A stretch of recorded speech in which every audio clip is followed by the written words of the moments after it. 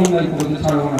তো আপনাদের বলি, আমরা দেখবো আমাদের নামে কে মিথ্যা কেস দিয়েছে। যদি বড় লোক হয় মানহানি মামলা করবো। আমার ভাই ঘটনা এই আমাদের শামসুলের নামে মিথ্যা কেস দিয়েছে, জামিন হলো 2 বছর 3 বছর পরে ডিসমিস হয়ে যাবে কেস। তারপরে শামসুলকে দিয়ে ওর নামে মানহানি মামলা করবো, আমরা মিথ্যা কেস দেবো।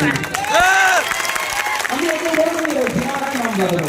দেখবো যে দাদা দিদিদের কথা শুনে এর নামে কে মামলা দিয়েছে, যদি বড় লোক হয় বা গরিব হয়।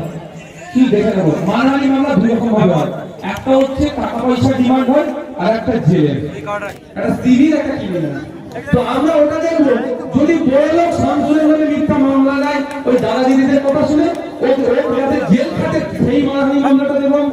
আর যদি গরিব মানুষ দাদা দিদির কথা শুনে চর্বি জমে আমার ছেলের নামে মিথ্যা কেস দেয়, ওর নামে টাকার মামলাটা দেবো।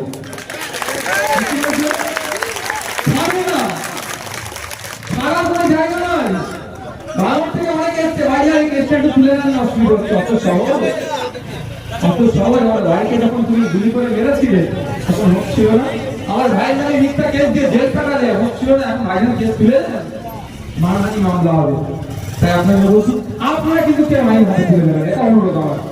আইনের ঊর্ধ্বে কিন্তু কেউ নয়, এটা ভাববে, আইনের ঊর্ধ্বে কেউ নয়। এখন যদি নির্মল মাঝি সাহেবদের সাথে একটা সেলফি তুলে চায়নার নেতা ভাবে দাদার হাত আমার কাঁধে আছে, পুলিশ কিছু বলছে না, আইন বহির্ভূত কাজ করছি, আগামী দিনে মাথায় রাখবেন শাহজাহান শেখের কাঁধে কিন্তু অভিষেক ব্যানার্জি, মমতা ব্যানার্জি হাত থাকার পরেও জেলের ভাত শাহজাহান শেখকে খেতে হচ্ছে।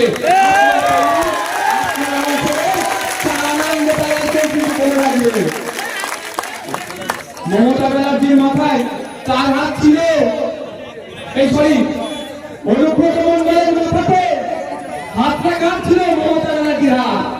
সে কোথায় এখন, কোন পাড়ায় বসাতে পারেনি, তাকে জেলের হাত থেকে হচ্ছে।